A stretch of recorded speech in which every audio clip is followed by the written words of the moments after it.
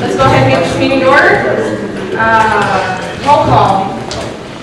Michelle. Go ahead. Jill. Here. Melissa. Here. Ben. Here. Lloyd. Here. We got Maggie. We have our new attorney, Tom, down there. Welcome, Tom. Thank you. Justin and Sean. Let's stand for the pledge of allegiance. Allegiance to the flag of the United States of America and to the republic for which it stands, one nation, under God, indivisible, with liberty and justice for all.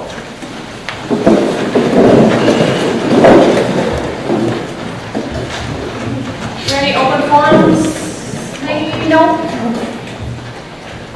We need to add to the agenda. We're just going to add it under the consent agenda, the law enforcement contract.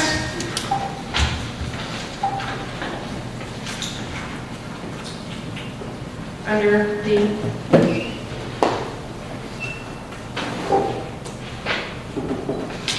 Is there an approval to the agenda? I'll make a motion to approve the agenda with the addition of the law enforcement contract. Second. All in favor? Aye. Any opposed? Okay, motion passes 5-0. Consent agenda, is there any questions or concerns?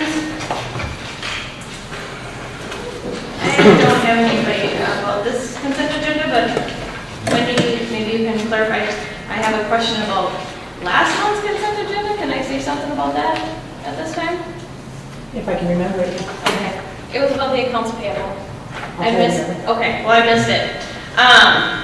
So looking back through stuff after the meeting, last month's consent agenda had a charge of $145 for business cards for Michelle. And so I would like to know why we just spent $145 on business cards that we could have got for $10 and That's a why good question. no one else gets business cards. That was a good question. It's my understanding that we've always done business cards, and I didn't realize that they were $145. I think we should have, I just asked staff about it, and I agree we should have went a different route. I don't know who their company is that does it. It's staff that orders. We've always used total printing and dollar amounts. So We've always done it. that was, Yeah, they're- and it's, my understanding also is that in the past, the mayors have always had their own, and council has just the generic. So So, why can't we,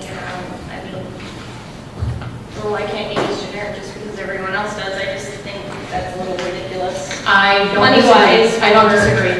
Picking and choosing as it is. Yes, I don't disagree with that, so. Anything else? I see that we got where we paid for the solar lights. Are they in-house? They are. Do we know when we're gonna install them? As soon as we're done the park. Okay. Wonderful. A little exciting. I know that you, well, Wendy, you might be able to answer this, because I know Tom's probably not gonna be able to, because he's new being with us. But we have the Eckert Lammers Legal Services for $33.55, and we're normally on retainer. Do you know what the extra added expenses were by chance? Part of that is union discussion, I believe. Some of it was some land title work. I'm not sure if it was for, I have to go back and look if it was for Greenway Quarter or if it was for the Chandler property for that quit claim deed. Okay. I'm not sure if there was anything else, but that was it. Okay.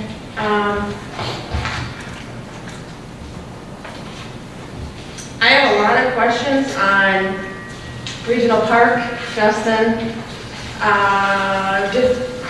Did you hand out?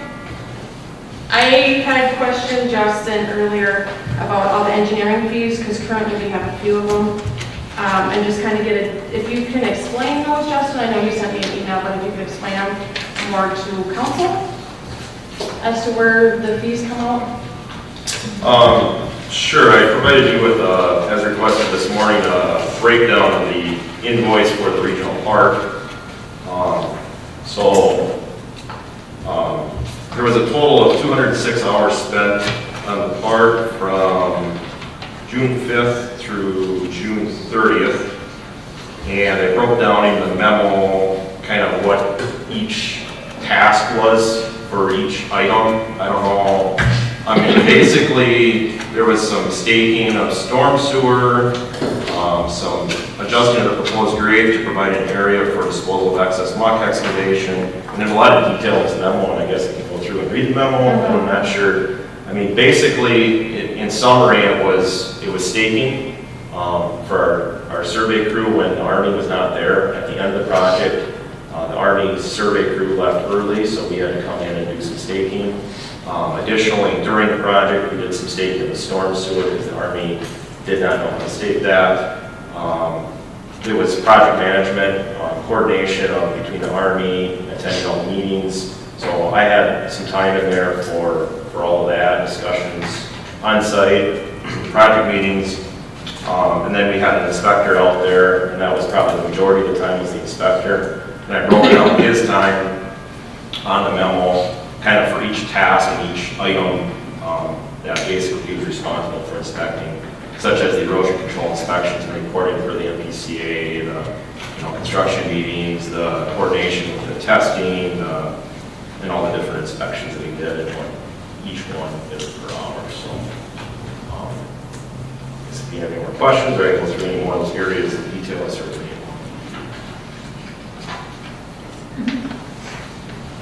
So basically from June 5th to June 30th, we had the 206 hours. And you're saying somebody was pretty much on site for most of that time, right? For the 206 hours? Mm-hmm. Yes, that's correct. I mean, some of that time wasn't on site. I would say 80% of it was, 75 to 80% of it was probably on site. That's about 80 hours. Well, from what you have here, and then yeah.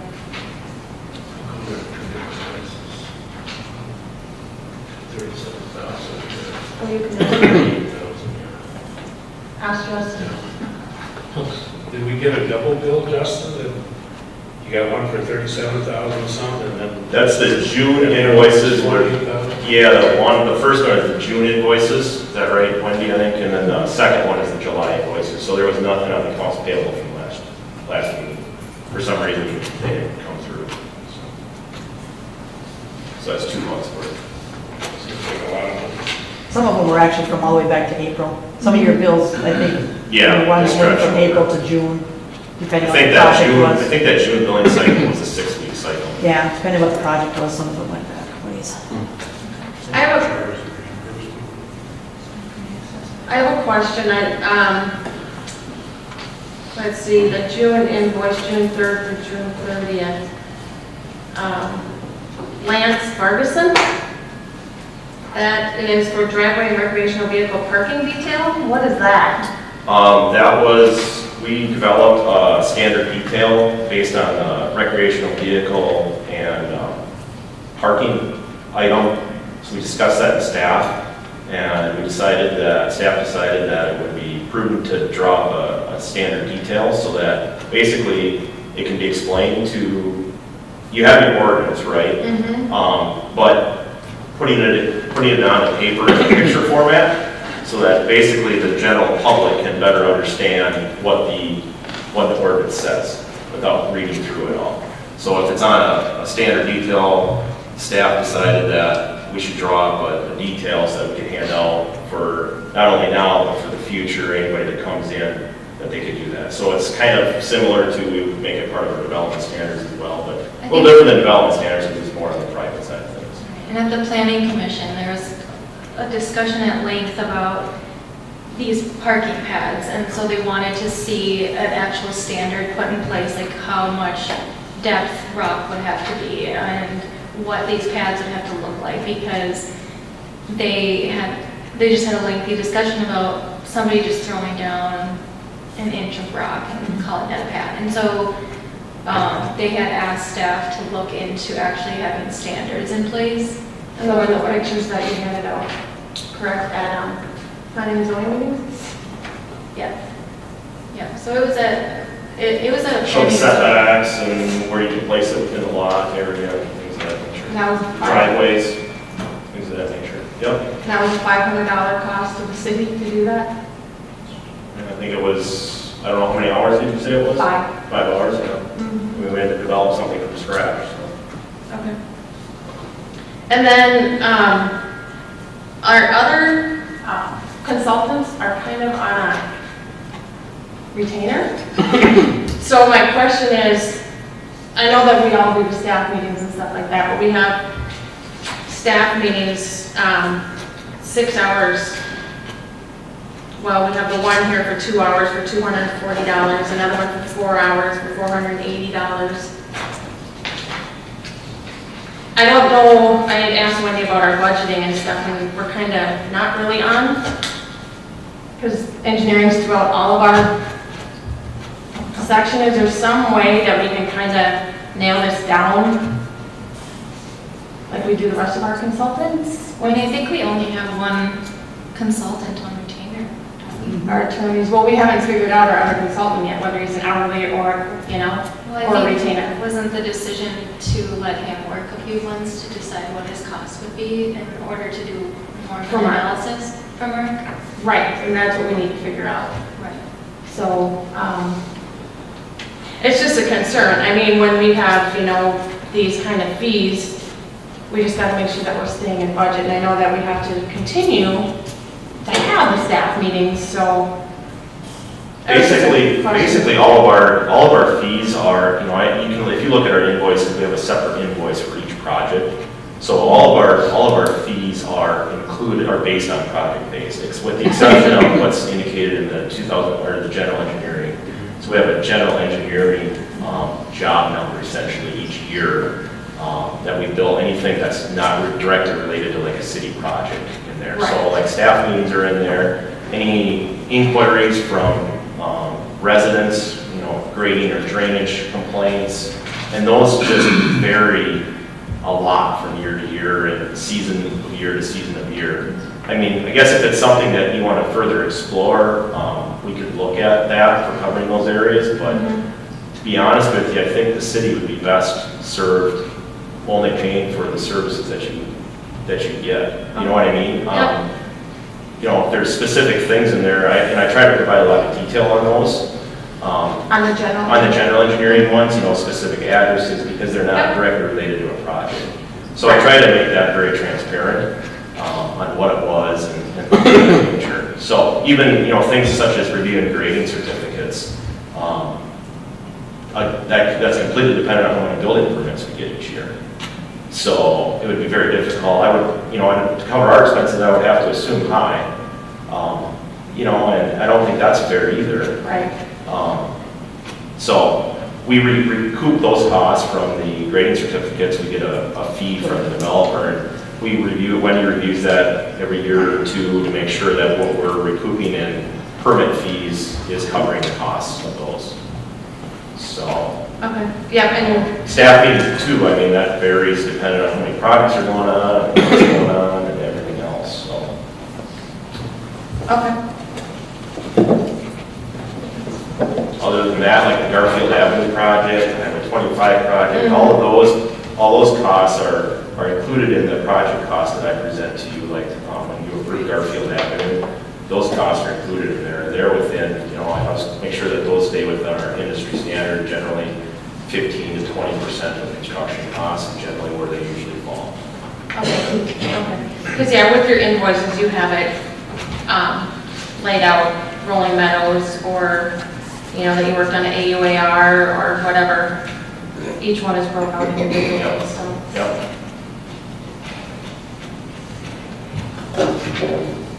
Is there any other questions on this?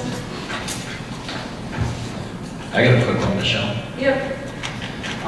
Mileage reimbursement, have you ever thought about spreading that out over the entire state, writing that off on your taxes versus, because that's what I do when I choose to, because I look at, you know, putting the burden on how many millions of people live in the state of Minnesota versus the 3,000 that live here. Yes. It's just a thought, that way, you know, we're talking about, you know, his, Justin's bills and $393.76. Yep. So, just a thought there. Okay, yep. Any other questions? Approval of the consent agenda? Did you have questions? Okay. Is there approval? I'll make a motion to approve the consent agenda. I'll second. Lloyd? Approval of the consent agenda. Aye. Jill? Aye. I'll vote aye. Ben? Aye. Melissa? Aye. Wright County Sheriff's Department? Didn't we add the law enforcement? That's under the consent agenda. It's all approved. Within it. Yes. Thanks. Wright County Sheriff's Department? Nothing too out of the ordinary. Nothing to report.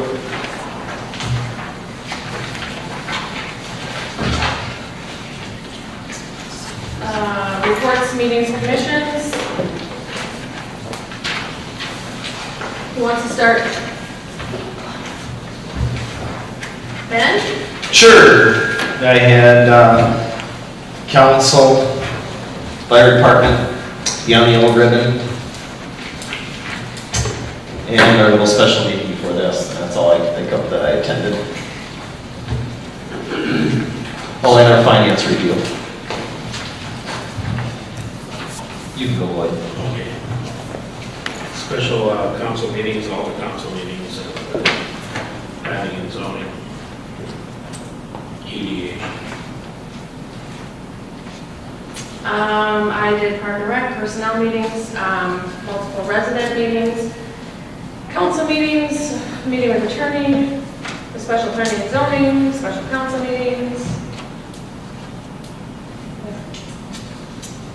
I attended the EDA meetings, some staff meetings, a meeting with Forest Creek about possible park development, just privately funded, a meeting at Grace Place for the Montrose on the Move initiative that's going on. I attended Summer Splash, planning and zoning meetings, special meetings, personnel, Montrose Days, special meeting for this. How's the Montrose on the Move going? Kind of good. Is it? It is. Awesome. Yeah, I'm excited for that to keep rolling and for initiatives to start on that. Anything coming soon? So they're doing the crock pot meal classes now, and that was through a grant received kind of through that group of people, I'll say. So that's taking place, there's I think 3 more classes left. The next one will start up in September. There's 6-week classes. You gotta sign up for them, there's a waiting list. So they had different chefs coming every week? Yes, different chefs every week, full meal provided, and a really fancy crock pot, so people can learn how to cook well. Awesome. Melissa? Let's see, we had the last council meeting that we gave, the open house, the Griffin Oven project. The special city council meeting, the finance review. We had the Yellow Ribbon meeting, the special meeting before this, and then also several events at the Wright County Fair, and then also supporting Jackie Bees as well. They had Rib Fest out in Watertown.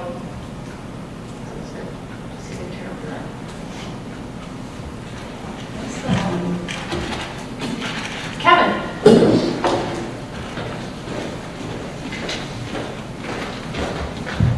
Good evening, Mayor and Council. Included in your packet is the activity report for the month of July. Any questions on that? Pretty busy month with just other activities, parades, water ball, splash in the park, things along those lines, so we've been busy.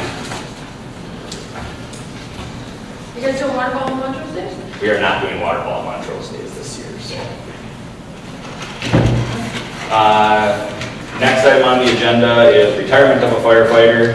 Retirement of firefighter Bruce Triplett from the fire department effective 8/8 of 2017.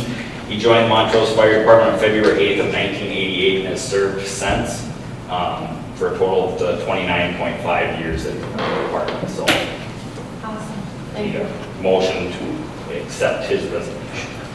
I'll make a motion to accept Bruce Triplett's resignation from the Montrose Fire Department. I'll second. Melissa? Aye. Jill? Aye. I vote aye. Lloyd? All right. Ben? Aye. Motion passes 5-0. And then I just have a couple of little housekeeping items as far as Montrose Days goes. Just a reminder that firefighters commonly will be using their four-wheelers to get to and from the station. Usually they will have their vests on to identify them as firefighters. This way it keeps some parking spaces available for other people to use and allows us to get into places if we need to. Also, we're going to be blocking a portion of the rear parking lot of the station over Montrose Days for firefighter parking and for parking of trucks, and so that we can get the trucks out the back door if we need to. And then just a general reminder, we'll be sponsoring the ring toss as we have in previous years, and then pork chop dinner on Saturday from 5 p.m. until 8 p.m. Are you still doing pre-sale tickets? We are doing pre-sale tickets. They can be, I believe City Hall has some, and otherwise any firefighter, they can message us on Facebook, we can get them to them or anything like that, so. That's all I have, so. Thank you. Thank you.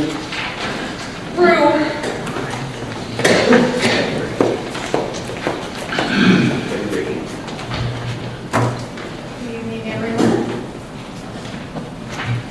We already discussed regional parks, so we can kind of skip over that. There's been a lot done and a lot more coming. Summer Splash was another success. We will be bringing the dunk tank back next year by popular demand. During Summer Splash, we had an organization that was doing fundraising for a sick child that is here in town, and they raised over $200 out there, so that was awesome. That benefited somebody locally. A reminder, we have Barker Park coming up on Saturday, October 7th at Veterans Park. This year, we have opened it up to beyond just having the dogs there. We've opened it up to crafters and other vendors with dog-themed items. And we've had tremendous response. We've already had a dozen people with different things to sign up. So that's going really good. I'm excited to see what will happen there. With that, if we could have staff reserve Veterans Park Pavilion and tennis court for that day from 1 p.m. until 4:30 p.m. And also, Sean, if we could get public works to power wash the tables and the cement pavilion floor in there for that day would be great, so it's nice and clean and shiny. We are still working on a movie event. We initially were thinking September, but we're thinking we're going to need to move it out till January, February, when things are a little quieter and there's nothing for anybody to do outside other than skating. We are still focusing on music in the park, but obviously we're too late for that this year, so that will be a spring-summer project. We have park upgrades and trail extensions and solar blades and all those kinds of things that are progressing moving forward. If you guys have questions on that, we'd be happy to go over that. We would like to say a special thank you to the fire department for their support at Summer Splash.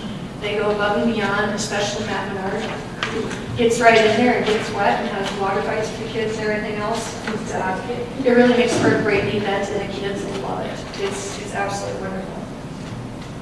We also, at the same time, want to thank the Boy Scouts, the Eagle Scout project out at Disc Golf. We put some pictures up online onto the Park and Rec page and had tremendous response to it. People were really excited, very happy about it. It's a great addition to the community. On a different note, as long as we have an officer here, I wanted to acknowledge we have a lot of stuff online, both positive and negative, about our officers. Something positive that happened this last week. They were going around the neighborhood in my neighborhood patrolling. One of our neighbors had a couple little girls with a lemonade stand, and he stopped and got out and bought lemonade and interacted with them, which was, I thought was great. So that's kind of unexpected to see going on, so that was good.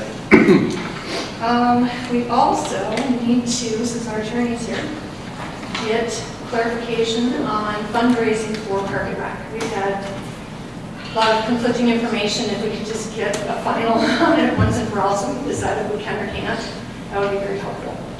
I got that information from the league. We can't fundraise. There was conflicting information from that. From You the can other fundraise for attorney. nationally and out. Okay. or you can fundraise if it's for positive, It's, whatever, between law enforcement and the residents. Beyond that, you can't fundraise. Not at the Park and Rec. Not as Park and Rec. Okay, That's what we so, discussed. So you can fundraise as long as you don't call yourself Park and Rec, and you become a group on your own, you can fundraise and you can donate it to the city. okay, But you can't fundraise as Montrose Park and Rec. okay, so you can, for sure we need to be like friends of the park or something. you can fundraise as a city if your event that you're fundraising for is to foster positive relationships between the community and law enforcement, you can fundraise for that purpose. And so the issue becomes, is the park opening such event that would foster relationships between the community and law enforcement? And if we can honestly say that it is an event that council finds will be fostering those relationships, then that fundraising can happen. Otherwise, you have to start a separate charitable organization and fundraise accordingly. Perfect, we've already started that. We've got somebody who's fresh and young and excited to start that, so that's good. So we will discuss that at our next part of our meeting. So with that note, you need to pick like a name, because we have to accept all donations by resolution. And so we would have to name that organization as the people making the donation. So Okay, you so just have we'll to bring that to next. come up with council a name then. or something. So I've looked a little bit online regarding that specifically for the Forest Creek Park, and there's a ton of information out there. If you just Google like Friends of the Park, in any other city pretty much, or most larger cities have something very similar to that.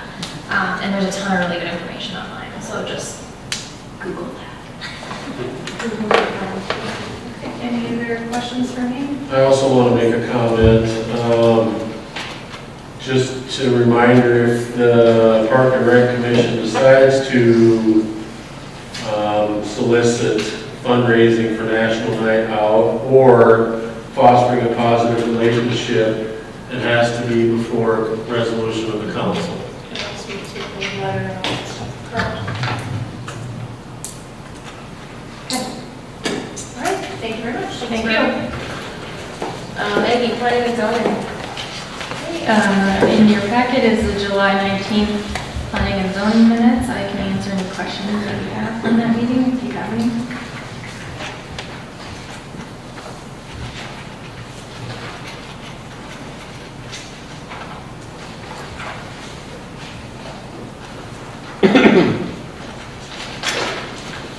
Anybody have any questions on the minutes?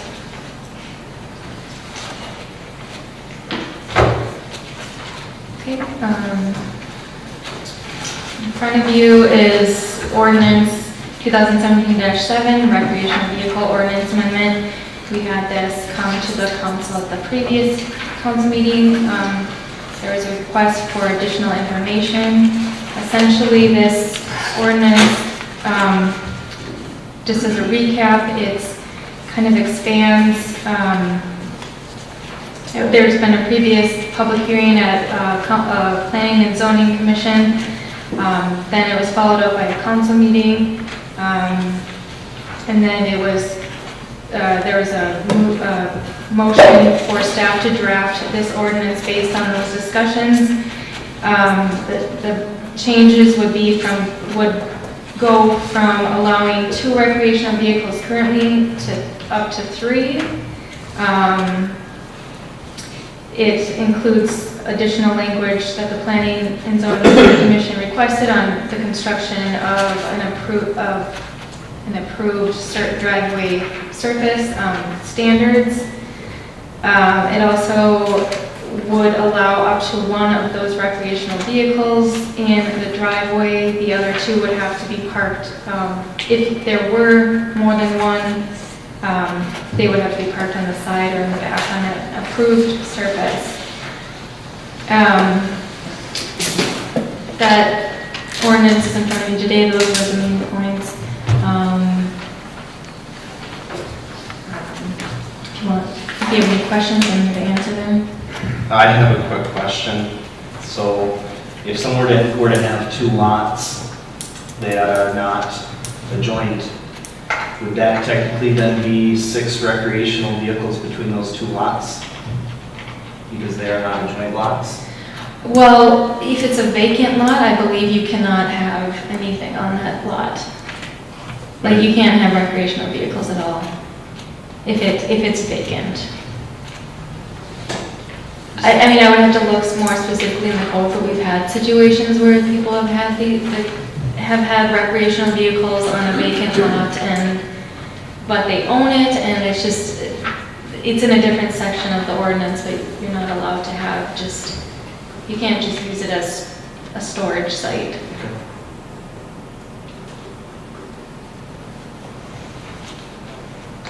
Did we ever decide exactly on the snowmobile vehicles on a trailer? One snowmobile or 2 snowmobiles? If you have a trailer in your driveway, it's 1. If you add any recreational vehicle, that is considered 2. Unless, Or 3 or 4. Unless it's a boat. unless it's a boat. Unless it's a boat plus a trailer is 1, everything else is their own. I got it. She's got it. It's all good. And a paddle boat? That would be 1. You can sit on the ground with that. Question out there? Is this the current ordinance right now that you're discussing? No, this is the change. This is This is the the new one? change. What is the current ordinance, please? Could you refresh me on that? The current ordinance it only allows 2 recreational vehicles. They have to be parked on an approved surface on the side or in the back of your property. Currently, they do not allow you to park, it does not allow you to park in the driveway. And so this would increase it to 3, and it would allow you to park at least 1 in the driveway. Okay. Thank you. Is there any other questions? Yes, there is. Hi, again, council. My name is Jamie Kirkendall, 203 Garfield Avenue North, Montrose. I guess if I can, I'd like to ask a couple questions to Ben. Yes. Possible. I'd like to know, last time we had a discussion regarding that, what points on that did you disagree with the compromise we kind of came to? Well, looking around at the size of our lots, I don't think our lots are really big enough to have 3 recreational vehicles, depending upon what size they are, and still look appealing. I have been driving around and looking at different lots. There's a good number of them that, people have and taking the time and they aren't called to look at. There are some that I've driven around and looked at, talked with other people, and they say, even though they are approved, it's an eyesore. There's ones that, that I can speak of, that are not, it doesn't matter what you do. If you have 3 vehicles, they're still not going to look presentable. Can you drive around right now and tell me that the people that have the recreational vehicles and things, that it looks pleasant around them? Well, actually, the people I've discussed, I've done some walking around in Forest Creek. And I've asked people, and I've approached them and telling them that it won't accommodate everybody, but from what I consider reasonable request, most city lots, I think if you do it right and you keep it neat and organized, I think it will look presentable. Like I said, it's no different than looking at a fish house versus somebody's car that might not be visibly pleasing. So I think having 1 out in the driveway and having room for 2 on the side or in the back, I think is pretty reasonable for most lots. Is it going to accommodate everybody? What size are those lots, acreage-wise? No, I'm saying I don't have it measured out as far as most lots, but in accordance to like townhomes, it's not going to accommodate it, but it will want in the driveway. There's some people that have multiple, that, like I said before, they don't care about the rules now, they can care about the rules in the future.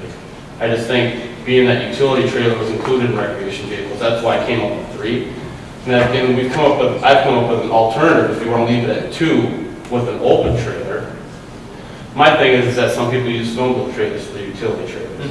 If you classify it as utility trailer, they're going to be out of ordinance. If you classify it as open trailer, I'm fine with 2 recreation vehicles and an open trailer with 1 in the driveway. I think that would be a fair request for the people in Montrose. So still keeping it at 3? Well, technically, Two and one. yeah, 2 and 1. But the open trailer would allow, like you said, if people are using their snowmobile trailer for utility trailer, then they're not out of ordinance on that technicality. And I do know other people that do have, half-acre lots that also rent because they don't, they don't want the stuff on there, and it doesn't look appealing either. I understand, and the people I've talked to, stopped at 81 homes in Forest Creek. I've only missed 11 homes that people are Missed online. I got them all written down. 932. 932 what, Breckenridge? Yep. I watched Somebody the right there. You have a wife? I do. You never talked to her. Was that the one getting the driveway done? And we were not home, correct? There was a lady there. That was not what, that was. Okay, I was under the understanding My that that family. was, Nope. okay, so irregardless, I talked to 80 people then, Okay. which roughly, like I said, 70 people, everybody said yes. I didn't get one no out of the whole community to the people I talked to. Whether I talked to one person at the house or both spouses. Okay. So I'm just saying, I mean, from what I've heard, and like I said, that's just a small amount, but, I mean, it's saying something when I explained to them that, like I said, we don't want a yard full of toys. But then again, we also have freedoms to be able to express ourselves with some toys to a reasonable extent.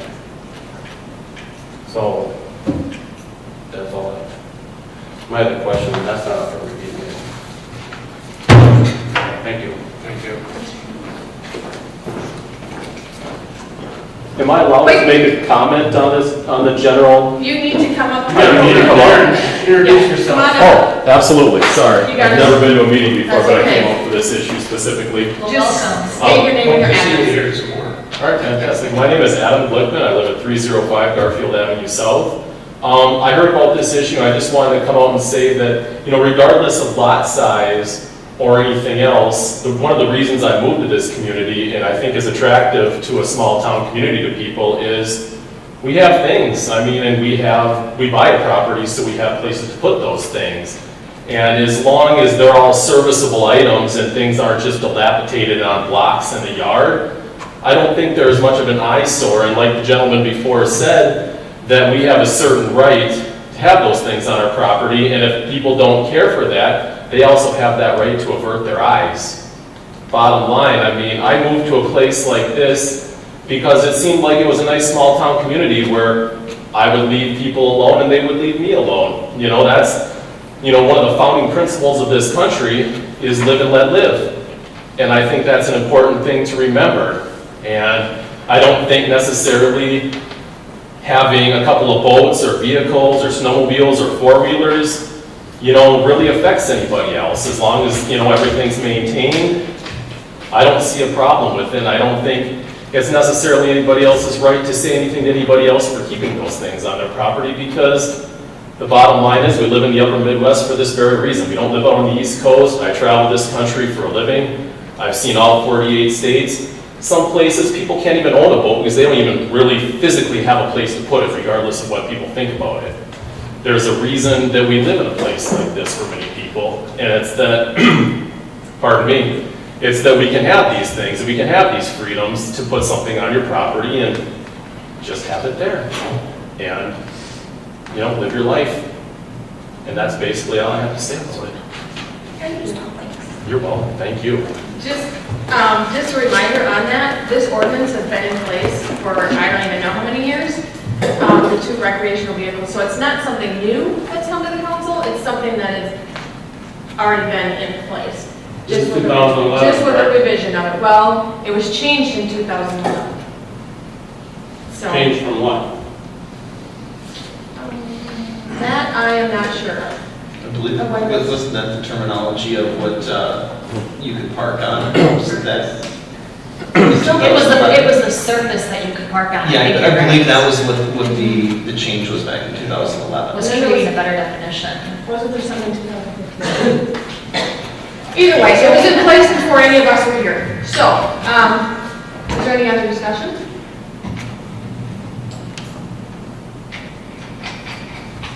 None? I don't have a discussion, but Maggie on the first page 1, 2, 3, 4, 5 lines down, it says amended instead of amended. I think it could be a really cool word for omitted and amended together. The last word. Oh, yeah, do you see it yet? Yes. And then, does the date need to be changed on the second page, from July to today? Yes. That's it.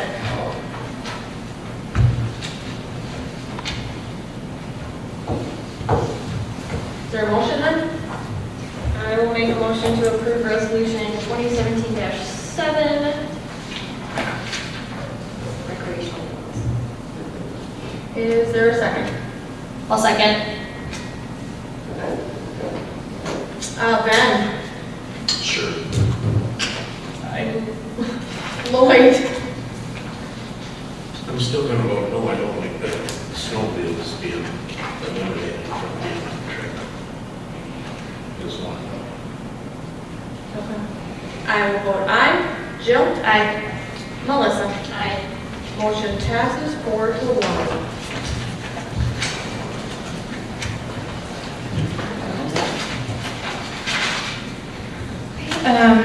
Mayor and Council, I just want to make you aware that Catherine Nyberger has stepped down from the Planning Commission, and so I'm just presenting that to you today, just to let you all know.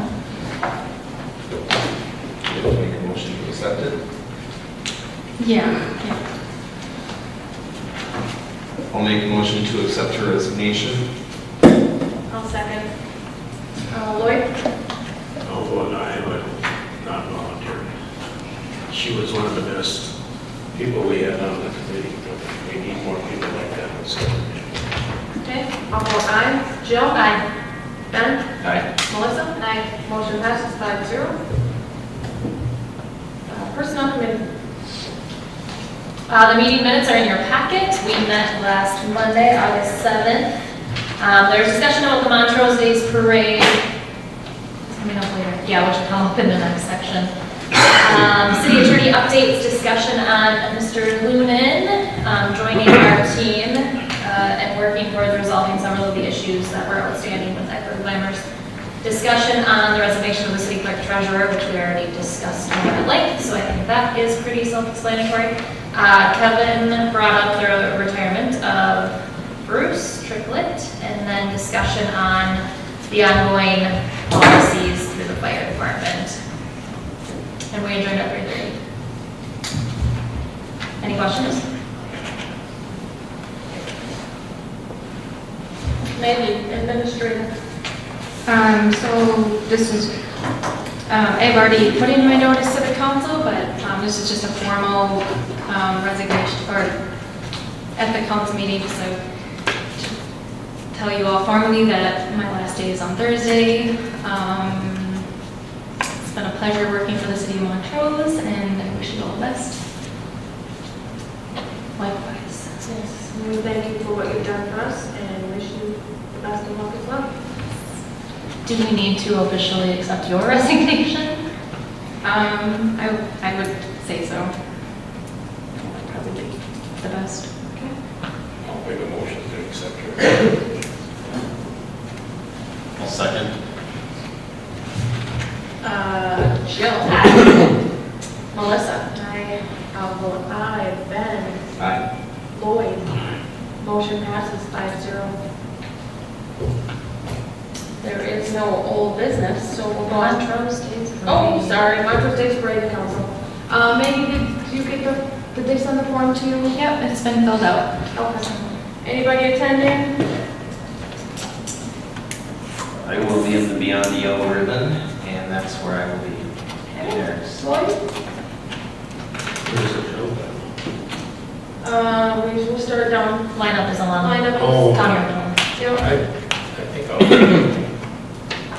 Are you going? I will second. I'm gonna be in that area over there as well. Okay. I would be available, I think, what's Sunday? Sunday at 1. Yeah, I can be available. All right. So we need to just make a commitment, because if that's something that we as city council want to do, we just can't be on our own. Well, Sunday's okay, Saturday. So it's three of us can go someday. I wonder if we could try to put in a request to be behind or in front of, be on the outroad. Well, they're usually like down by. But it was the Yeah, top we're Chris. up. It was the top Chris and whatever you But, want to do. I think last year we were, I don't know, last year I wasn't here last year. Year before, we were kind of towards the middle. Yeah, yeah, that year we were. I think you're in the middle somewhere. Doesn't matter. We would have somebody get some candy, but. We each purchase our own, is that how we're doing it? I think Or- that's That's what we did the year that we did We did it. before. You know, I have a box of fruit pops from last year, year before, that I bought for that purpose and raised all the time. I still have those. Good. Oh, they're so good. I mean, yeah, they don't ever go back. Sean, is there a truck available? We'll make Unless you sure want there's to one do- available. What's that? Yes, we'll make sure there's one available. Thank you. Unless we go in Jill's brand new truck. good. But we won't. But we won't. All right. Then, there is no old business, new business. Request for council action, regional park from the Herzog. And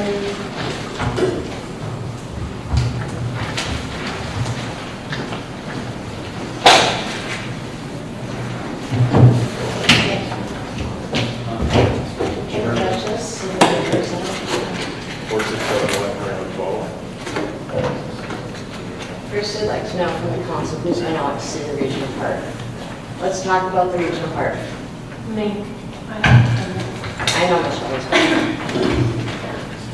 Been past that, and I'll just watch through it. I've been here, but I actually have not walked directly into it. So all the money that the city is spending on this park, and we've had Michelle out there, and no one really else. This park has destroyed our entire summer. It has covered our home, our cars, our vehicles, ourselves with dirt for an entire month, thanks to the Army Corps. Our windows need to be cleaned, our vehicles need to be cleaned. It has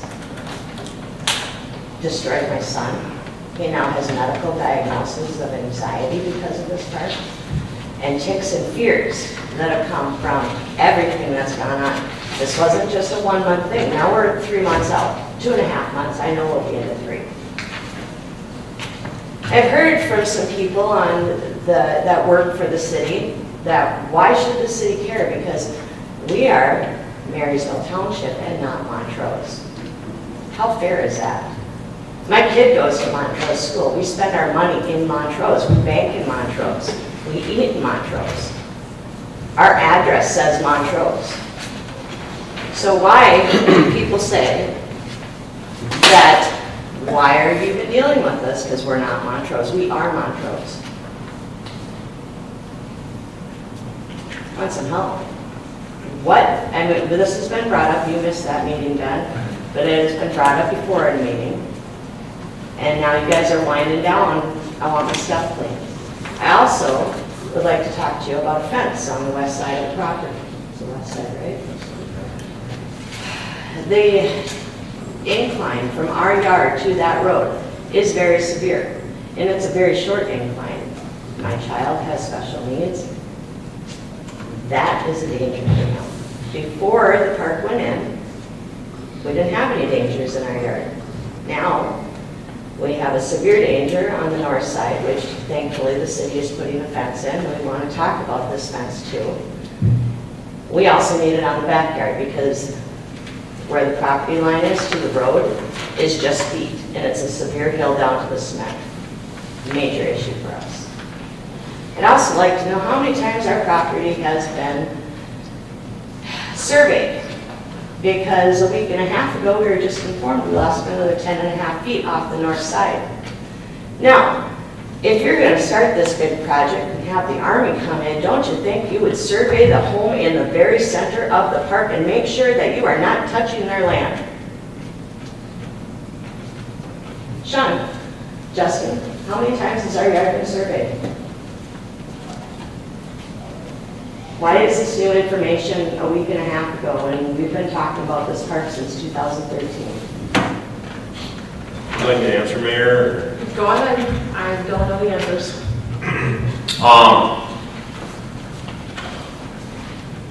I don't know the exact date, but when the city, sometime after the city acquired the property, and between then and last year, I don't know the exact year, I would say it was in sometime, I'm gonna guess 2015, give or take a year. We did set all the property irons around the perimeter of the park, which would have been. Around that property. Yeah, and then we topoed when we completed a topographic survey of the park, which is, I believe was in 2014. The property lines were shown on our plans at that time, and that's when we noticed that the shed was over the property line on the west The side. backyard, the shed, that was Yeah. discovered in 2000. So those same property lines all the way around the property there were surveyed, they were shot in and found and put on our plans. So there were monuments set on the north side? Where are the pins? I believe there is a monument set on the northeast side. Don't quote me on that, but I believe there's a monument on the northeast side. The northeast side, and then the northwest corner. The new monument for the new property corner has not been set yet. It's been, we staked it a couple times, the corner. First of all, we staked it when we were looking at the different property lines on the west side. For you to visualize where the new property line would be for the city to give that property over to you. On the west side? On the west side. And so the northwest corner there's a new corner there. And we staked at the same time that we staked all of the new corners in the park when it's platted and after construction is done. We didn't want to set anything now while grading's still going on. I would have thought, though, like on the north side, they'd be grading basically right up to the property line. Mm-hmm. They did grade up right to the sticks that were put That were in by placed there. Bolton and Mink years ago. Yeah. And by the Army that were put in, because Yeah. we haven't removed any. But now, a week and a half ago, we lost 10 feet, 5 inches. How did that happen?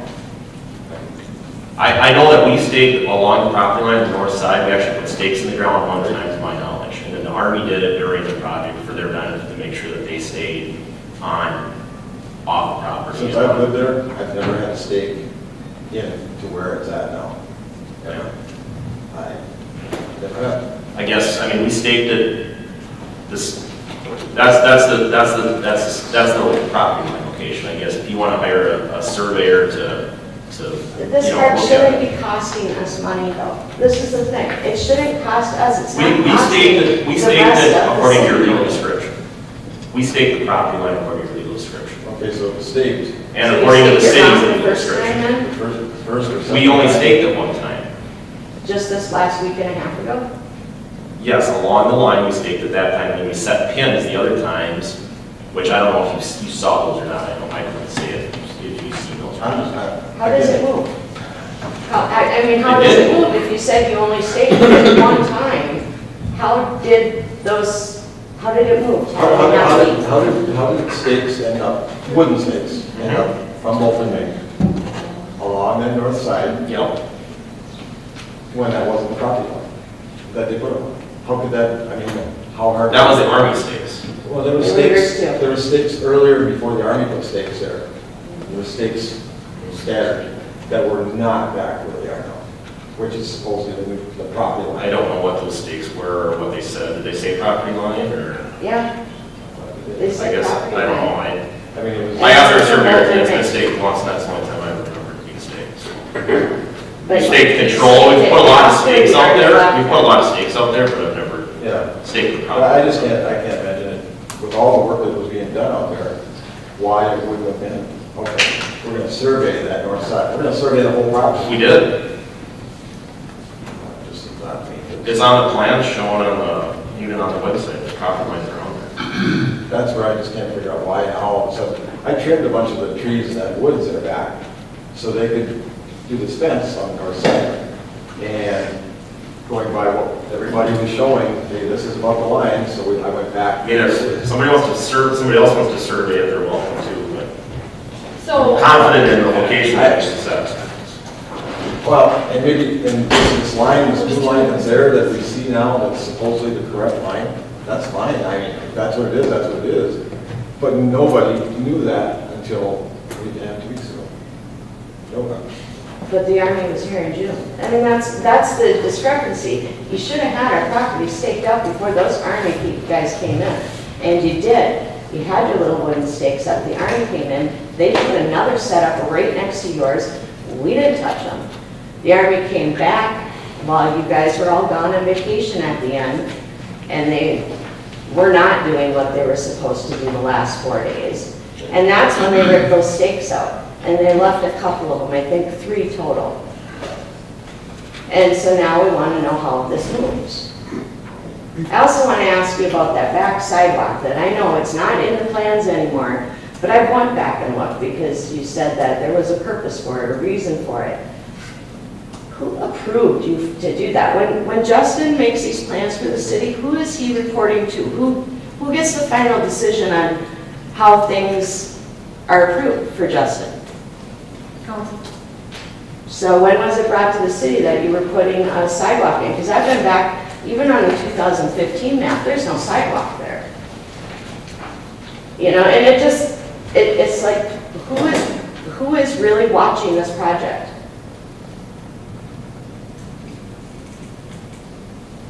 I just want to know why the sidewalk? Why was it there? You said you had a reason for it. I just want to hear that reason. The reason for the sidewalk was that we've had complaints and we've had concerns throughout the community, throughout the city about crosswalks and about the safety of pedestrians crossing streets. Anytime you have a mid-block crosswalk or you have a location where pedestrians have to cross in the middle of a block without an intersection there, it's always recommended to move the crossings, the dedicated crossings, to an intersection. It's engineering standards are to put crosswalks at intersections because they're proven to be safer, because drivers are more prone to watch for pedestrians to cross at intersections.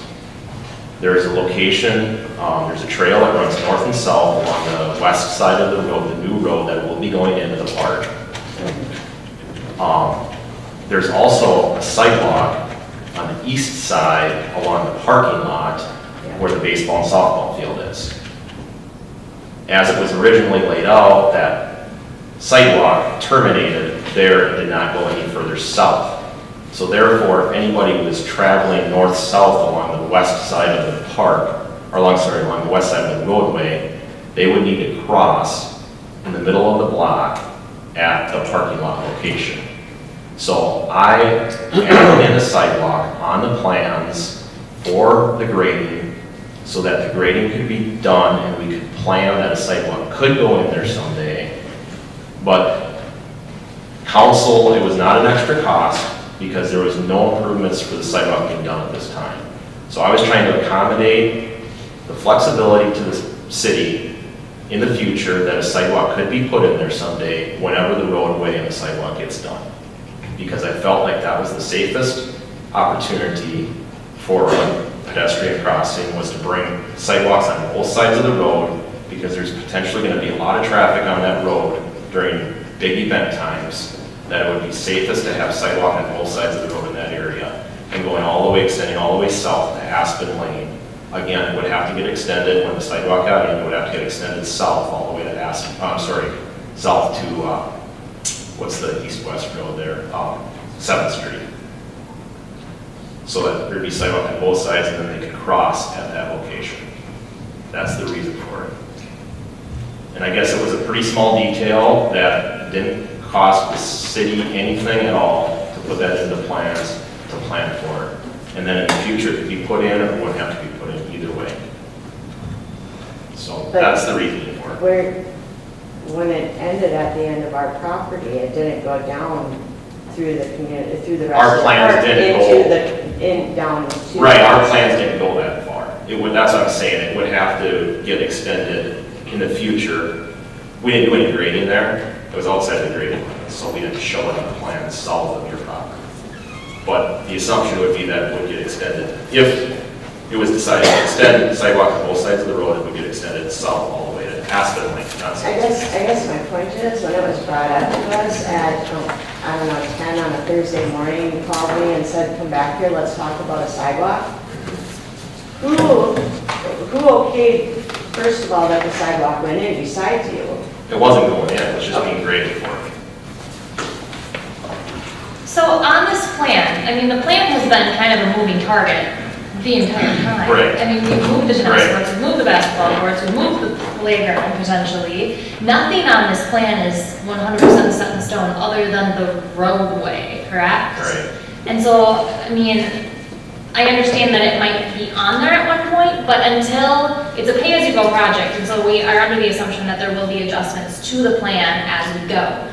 And that would be one of those, that once we have money in the budget for the next phase, we'll evaluate what's going in next, and Justin, I believe, would probably present it at that time. And so up until this point, it's not that we didn't approve this plan, it's that the plan isn't 100% approved at this time. It's a moving target. I get that, but if you were in our case and you got a call in the morning and said, hey, come on outside, let's talk about the sidewalk that you've never been told about, that's going in your backyard, that, you know, I mean, we've been to the city meetings, I go to the Park and Rec meetings, we're trying to stay informed. The communication with the city is horrible at times.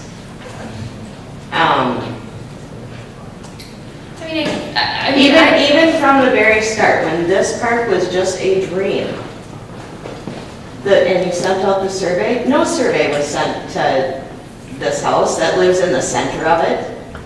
When we had that meeting and they were handing out gift cards for people to come and talk about the park, does everybody remember that meeting? They handed out those gift cards before the meeting started, and there was like 8 people left after the other 100 who didn't win the gift cards left.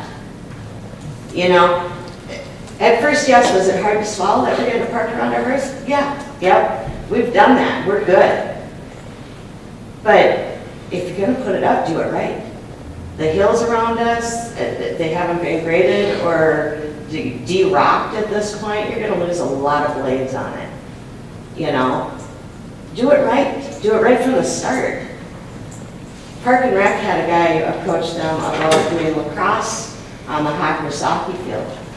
This is a great thing for the city because soccer nets are a huge cost. You have to think about this hockey thing altogether. First, you're going to need lights.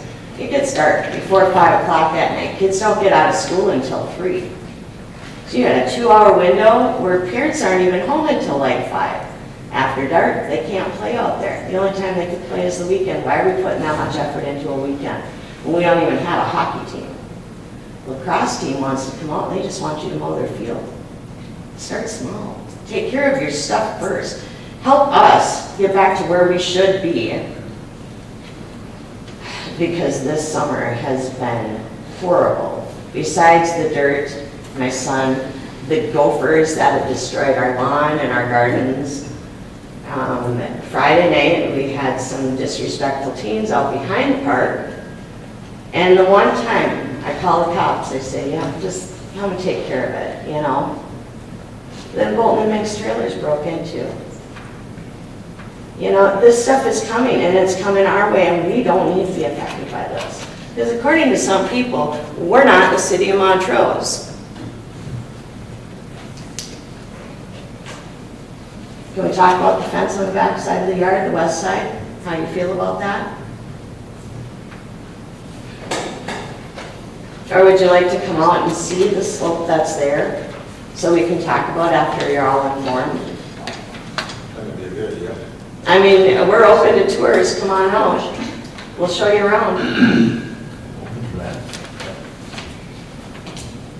Just to see the reason, I mean, it's not just because we just want to fence up. I mean, It's not for a privacy issue, it's for a safety issue.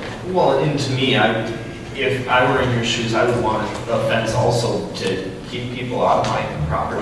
Yeah, and that was, You know, I mean, That's that would why be I my called thinking. Friday night, because they were behind our shed. and not that it's going to happen, it was like the sidewalk. It's going to be between the road and our backyard, yeah. It's only people walk between our backyard. I mean, it's going to be enough eventually, you know, whatever, we don't know where to bring, but that just brings more possible unrelated things. So. But yeah,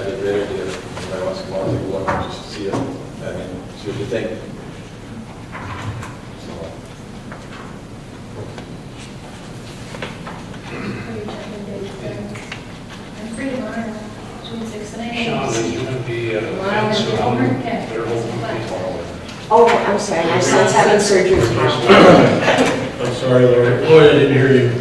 The fence going to be just on one side, or is it going to be around the whole thing? So far, it's just the north side, and we're asking for the west side because it's right next to the road. It's a severe drop off.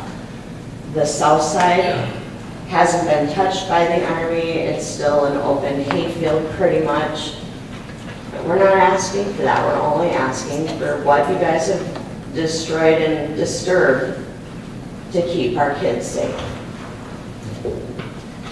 So we currently have a 6-foot fence, 450 feet, is that correct, Sean? Should be 450. 389 feet to be exact. Okay. On the north side fence, that I think the guys are installing currently. That is correct. Okay. How long, how many feet is that northwest side? I have not. I want to say like 287. I'm not Probably sure. about the same distance.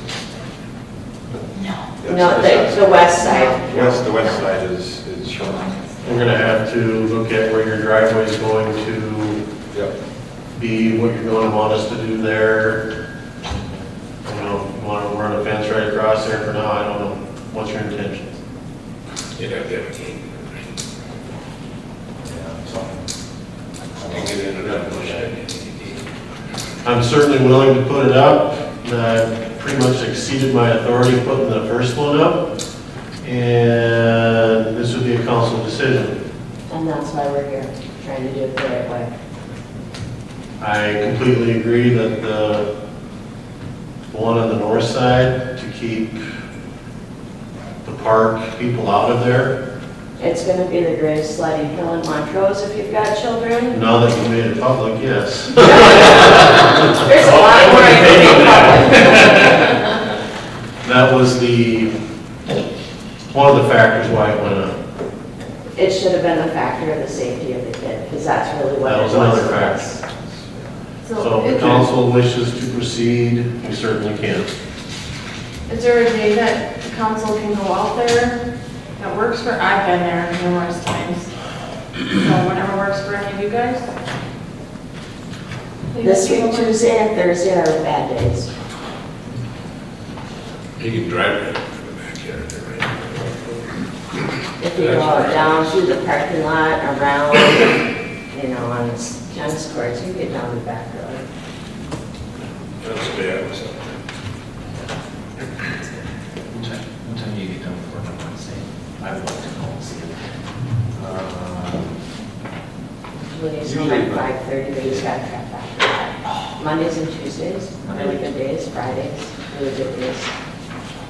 For me, I'm sorry. But I'm there if you want to. She's normally there. Or tomorrow night. Tomorrow's tomorrow's surgery for her. Yeah. Wednesday she's home now, correct? Yeah. Okay, would it be all right if I stop by about 4:30? Absolutely.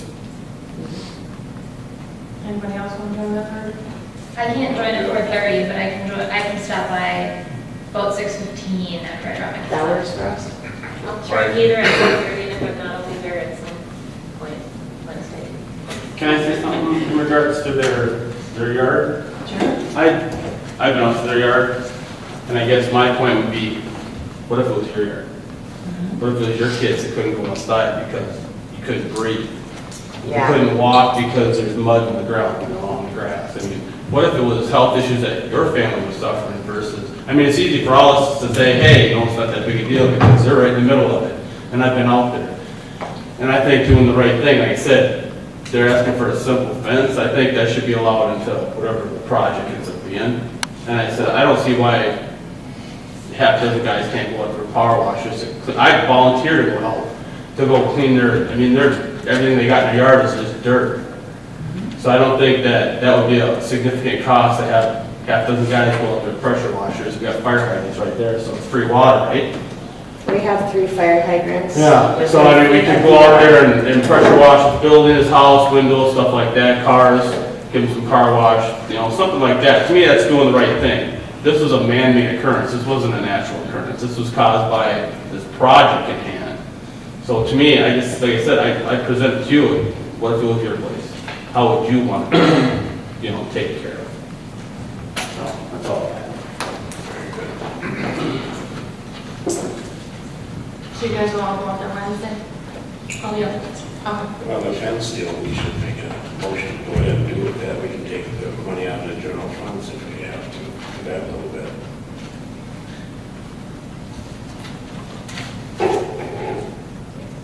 You making a motion? I'll make a motion. Hold on. Go ahead. I know we're somewhat over budget, but You're required first. Did you? Hold on. Okay, so back when we had talked about the north side, there was 1, 2, 3, 4, 5 different quotes on fences. So Sean did go ahead and get quotes on different, if you just want to go ahead and look at that, the ranges were anywhere from $2,100 to $12,000. That is why the current fence that's up there is $3,500. about Well, there's, $4,000. yeah, because with labor and all that, or It's about $10. bits and pieces, so that's actually in our accounts payable this month, so. But this side, the west side is smaller, so it won't be the same cost, so. Just so the council's aware, it's anywhere from $2,100 up to $5,000. It'll be less than that, right? Well, I would guess it'd be about 2,000. yeah, because the first one was 400 foot. We went with 400 feet to get the price ranges, so. Just a cost estimate. So if you want to put it in. And now we got, what, about 300 feet, 280 feet? It is 287, but don't quote me on it, I'd have to look at some more people with that. Well, we should have a survey, and see how many. Yeah, we should. There should be That'll marks in the change. ground too. Anyway, I still make a motion, we should go ahead with the fence on this side.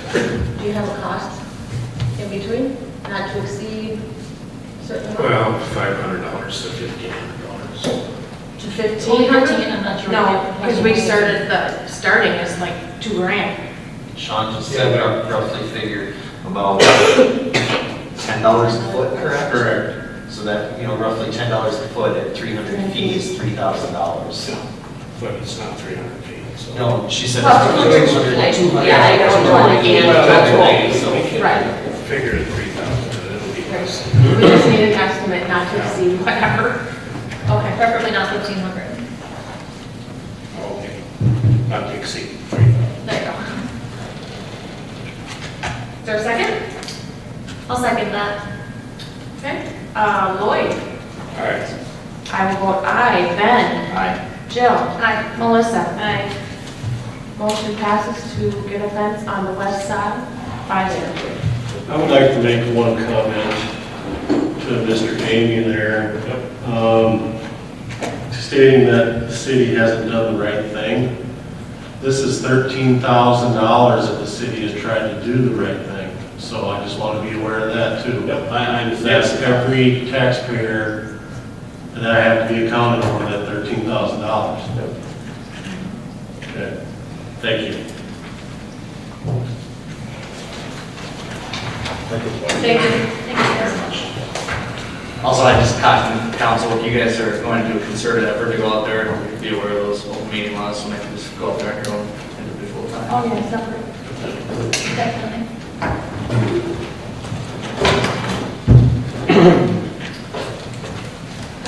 Next is semi-trailers.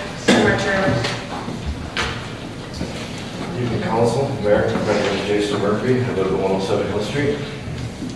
I'm the one who brought up the request for parking my semi-tractor in my driveway in order to do minimum progressive maintenance and small repairs. The current ordinance is that there isn't supposed to be any semi-tractors or trailers in a residential area unless they're loading or offloading something.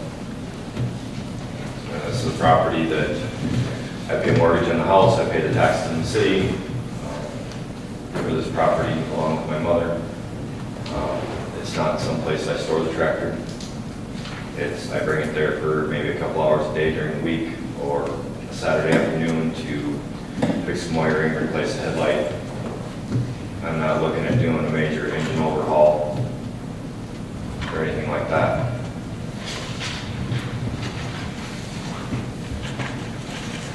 I'm not sure what information the council needs as far as driving a semi-tractor in the residential area. I understand some people don't like the sight of it, but this is how I make my living. This is how I take care of my family. And as it's been said many times on community site, Facebook, if you bought it, it was brought by a truck. And all I'm asking for is a little leeway to, I don't park in the street. I won't park in the street. It's a big truck. It takes up a little bit of space. So when I bring it there, I'm usually prepared. When I have brought it there, I've been prepared to pull up, back in. I stick the tandem in my garage so it fits. When I'm done, I go park it where I store it. I just have to say something. I think the thing that you're looking at here, though, is that you would actually have to, this is like a planning and zoning ordinance. And I think what you guys would have to do is you'd have to actually consider an amendment. An amendment to the code would actually be a public hearing in front of the planning commission, where you would have public input. I've done research on neighboring communities. The only community I can find around here that allows semi-tractors in their residential zoning is Waverly. Otherwise, it's pretty common that semis just aren't allowed in residential areas. A full semi, yeah. No, even the tractor. No. Are they talking parking it there or working on it? He was asking to be able to work on it. No, I understand. Temporary aspect. I understand that it's temporary, but it would have to be allowed in the zoning code to do maintenance on such. Right now, we do have code that allows vehicle repair, temporary vehicle repair on personal, like cars. So this would have to be an actual code amendment, and it's just, I'm just saying that that's what's on the plate here. Yeah, I understand that. I mean, I didn't take the time to stop and get a picture, but Monticello has a sign up as you enter the town on Minnesota 25 that states that after a certain time, vehicles with a certain weight requirement are not allowed to be parked on the street. Doesn't mean you can't drive them there. You can't park them there after, I believe it's 10 p.m., 10 or 11 p.m. It says on the sign that there's a 1-ton restriction. City of Edina, I want to say, is another city where I've seen that sign. Most cities that I've been through, there's usually an actual weight requirement on all city streets, whether they're residential or commercial. And that's the one thing we don't have around here, other than, I believe, Clementa has a couple of signs, and I don't remember if anything's posted on County Road 12. But most county roads are a 9-ton axle limit. Most city streets are 4 or 5-ton axle limit. I mean, I just want to throw that out there too, as a code enforcement officer, there have been people in the past that do have parked their tractors around town in residential areas, and I've only been here like a year and 8 months, and I'm the one that gets those phone calls, so there are people who don't like them in the neighborhoods. They don't like to see them, and I'm just throwing that out there too, because like these people do call City Hall. And I understand that. I do understand that. And, you know, listening to the arguments from earlier,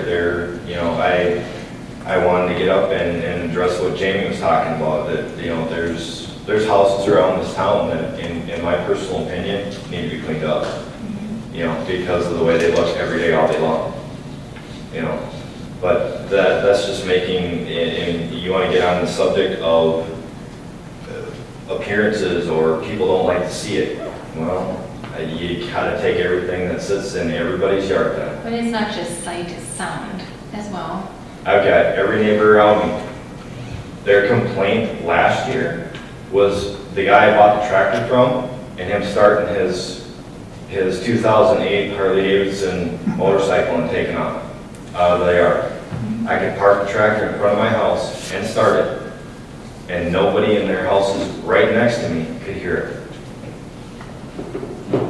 The truck is only loud if I make it loud, and I don't make it loud. As a matter of fact, I make the effort when I have brought it to the house to go to the back end and unhook the backup beeper, because it's annoying and it's loud. I mean, I'm just that's my And I'm experience, telling, and and I'm I'm just- telling you what I'm bringing to the table here. I understand what people's complaints are. It's not like everybody, it's not like I'm parking the entire semi there every day, every night, making it in the pan. And I'm sure as heck, as I told the mayor, would not bring a fully loaded semi to my house, ever. I've been in the construction business for, I don't know how many years. I've had my Class A license for 21. I've been an owner for 2 now. I'm a one-man show trying to make it on my own. Thankfully, I've hooked up with a company that allows me to use certain advantages they have in the business to save myself some money when I have to buy parts. I just got another bill in the mail yesterday for, $1,800 because they had to replace a kingpin in the front end, along with a new tire and a new tie rod end, and a drag line guard. So when it comes to working on the lights, the wiring, checking the air in my tires, stuff like that, it costs me time and money to drag everything I need over to where I park the tractor. I'm sorry if somebody down the street doesn't like the sight of it as they take off to go wherever in their whatever vehicle they drive. And it's just, and I'm not, there's only a few guys around town that are owner-operators.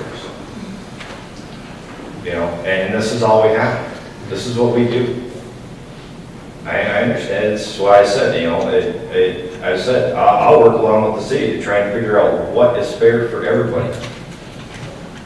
I could understand, I could see, making sure that the city office knows where I live and that I have a tractor. So if somebody calls and says, so-and-so has a tractor in their driveway. Yeah, we know. He owns it. It's his business. We get it. And just so you know, that would be, like, I can't, like, as a staff person, I have to enforce what's written. So that would have to be a whole process that they would have to consider going through. I'm not expecting this to happen overnight. Not by any means. Can I read in here a little bit? This process was brought to the Planning and Zoning Commission back in October, November, sometime last year. Okay. And Planning and Zoning looked at it and said no, that they did not want to change the ordinance. You were invited to attend that meeting. When? I didn't get any in the mail. You're sure? Positive.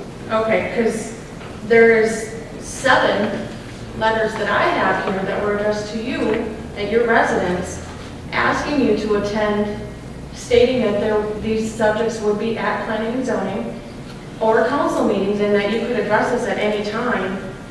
And you stated that you would work with the city, but as again, there's 7 letters that have been addressed to you, 2 fines that have been. I remember the fines, but I don't And remember reading any letters about being invited to a council meeting. They're right here. And also, you put on social media that you've talked to council members and about this, and that's incorrect. Because you just, I never put on. yes, you where did I put have. that? Yes, you Your have. initial post said that you have talked to council and. And council refuses to listen to you on this. So, we kind of taken offense to that because there are letters here from our staff. Like I said, if you want to look at them, you can, because I have them right here, that states that we're trying to work with you. We try to work with you. And you ignore the letters. So then, with the concerns that you had and this continuing to happen, the discussion did go to planning and zoning.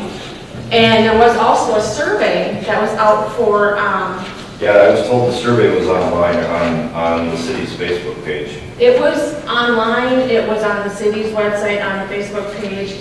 It was distributed quite frequently, and the results that we received was the city looked at purchasing land to accommodate the semi-tractors and trailers, and nobody wanted to even pitch in a monthly fee on that. And the cost was outrageous, and we can't really put that fee on to our residents just for a chosen few. So the recommendation right now, in my opinion, is this did go to planning and zoning. We have to take into their consideration, and their consideration was to not change the ordinance. Like I said, I remember this May 6th one, I never saw that, or July 7th. The ones with the fines on them, I remember. And at that time, you could have come to council at that time, or planning and zoning, and you chose not to. So, again, I'm gonna make a motion to. Well, apparently you think I have all the time in the world, and I don't. Well, I understand that, but there was Do you? 3 and 4 days of online that you found Where? time. It's on social media, there was 3 Yeah. or 4 days of that. Yeah, and I had to make that time because now I'm back in such a corner that there's nothing else I can do. Last year, when these letters were apparently set out, I had several phone calls with Maggie. Okay. And that's when we discussed the ordinance, and that's when we discussed this proposed lot, which, believe me, when the numbers were shared with me, I was blown away by the cost. And I don't know who was talked to, but I found it obnoxiously ridiculous as to the price it was gonna cost to put a gravel lot in. That's just, and I mean, in talking with a couple of people, well, I've got a little history on Chicopee. I know the history behind that company and the owners, so. But as far as most of these letters, the only ones I recall getting were the ones telling me that I was going to be issued a fine. As far as being invited here to talk to planning and zoning, I know I made the effort one time and something come up, didn't allow me to get here. But as far as all these letters, April 29th, July 1st, July 11th, I don't even remember seeing that one. But you remember being issued 2 fines. Well, of course, because it's money that I don't have. Right, so at either one of them times, you could address council, as stated on social media that you did. No, I never said I addressed the council. Never once. I never even knew who the council, I never even knew who you were. Your initial post, and I can't look at it because that post was the reason I unfollowed that group. But it specifically said that you had attempted to address the concerns with council and you got nowhere. And that we refused to talk to you about it. It specifically said that. And if I could pull it up, I would attempt to, but I can't. 'Cause Well, I know what I was probably referring to was the council meeting that I filed a piece of paper with Maggie or with the office. And that was the one I had planned to attend, and I didn't get here for work reasons. And when I talked to her again, I was told that the planning and zoning committee refused to look at it or refused to amend it. So, and if memory serves, at that point I gave up hope. And you still parked again after that. Well, some things have happened that I haven't had a choice. I've had to get them fixed in order to run that tractor, whether I like it or not. I haven't worked on it in the last 2 weeks, although there's things that need to be done because I've got no way to work on them. Because I need the electricity at my house in order to work on the things I need. So, I mean, I'm doing what I can do. Trying to get by, you know. It is what it is, I guess. I mean, When you requested to be on that planning and zoning commission meeting, I'm assuming it was a planning and zoning commission meeting, is that true? And it was discussed there, did you let them know or did you let Maggie know that you couldn't attend? Because honestly, like if things get put on the docket to be discussed and then nobody shows up to discuss the concern, it's really hard for either us or them to hear the other side of the Yeah, story. and I get that, and what it was that I got held up because of traffic, I get because that. of working in the cities. I used to work in the cities for 10 years, I get that. But then there Now was do a it. potential it could have been added to the next agenda meeting. If somebody had known that you couldn't take that one, they could have pushed it to the next one. And it was a last second, it was 5, 6 o'clock at night, you know, when the offices are closed. But there's been 9 months in between then. Nothing's been done, nothing's been said. There's been 9 months in between that time and an added violation on your part. An added violation. Yes, because even after planning and zoning decided to continue with the ordinance the way it is, Mhm. and you were informed of that, you still broke a violation. You still had your tractor trailer or your tractor out in your driveway. So you've had 9 months to come and talk to council or planning and zoning. We meet every month. So, I To be mean, honest, this is the deepest I've ever gotten involved with the city. You know, and just like I was asked if, you know, that I honestly didn't know about the ordinance. No, I didn't. This is the first time I've owned a house, first time I've moved in anywhere where I've ever had property to take care of myself. And a lot of other things to consider. You know, I don't know, some people want to consider that unfortunate at my age, but, you know, in all honesty, when we bought the house in July of 2013, I had no idea which direction my life was going. I moved in there with my son's mother and my mother, and, well, a lot of things have happened in the last 4 years. And, you know, now all I'm trying to do is keep things going and hopefully dig myself out of a really big hole. so at this time then, I guess I'll make a motion to keep the ordinance the way it is and send it back to planning and zoning. What would you, I mean, what is your Intent? intent to planning and zoning? Well, actually, my motion would be to keep the ordinance the way it is because planning and zoning has already said not to change it. So, But can I ask why that is? Or do I need to come to a planning and zoning? I would encourage you to come to a go planning to and planning and zoning. zoning. Was there any other operator owners at the planning and zoning committee when they had that, or like, you know, there might not have I been don't know. anybody there? Right? It usually comes up to public hearing. So everybody has a chance to attend. They are informed, it is posted. So he has the opportunity to start this process to present it to planning and You zoning. can request. Can I add Yeah. something? Yeah. If you're requesting to have a public hearing for an ordinance change for planning and zoning, it's a $300 charge plus an escrow to cover the planner's fees.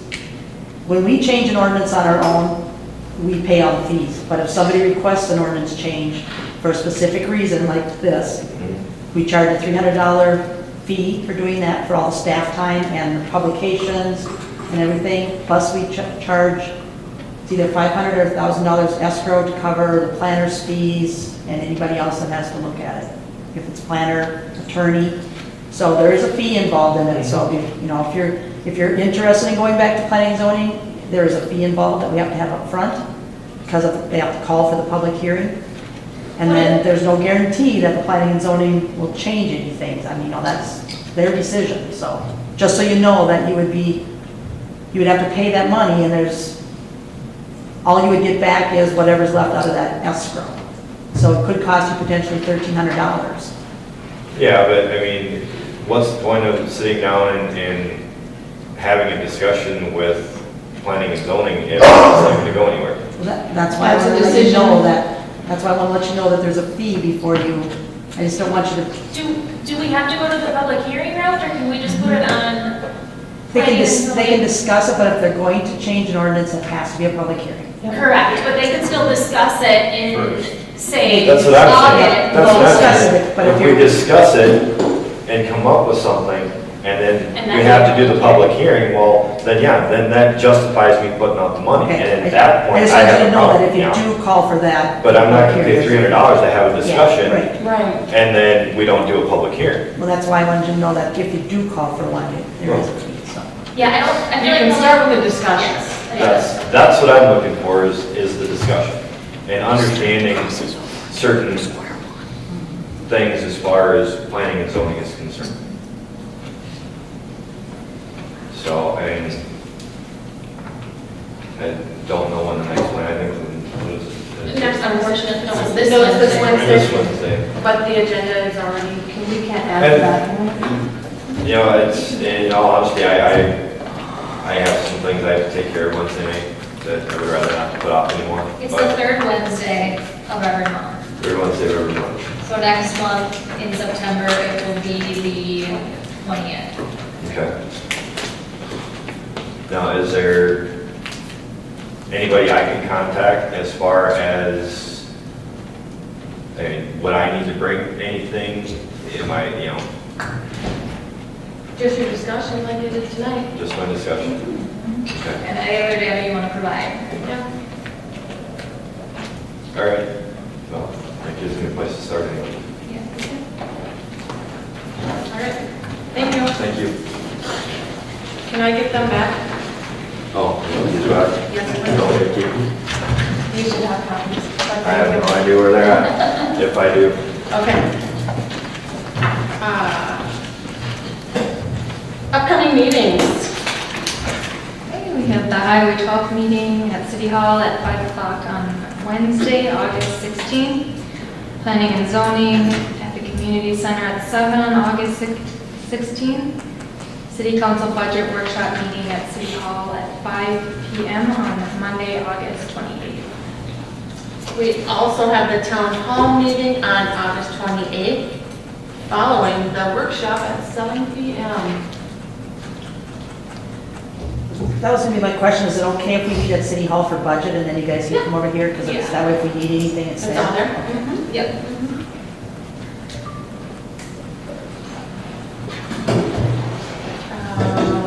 Acknowledgements.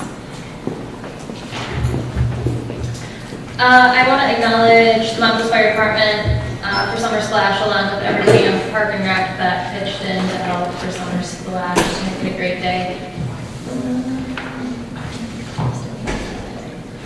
And I want to thank Catherine Amber for participating in the funding and zoning for the years she did.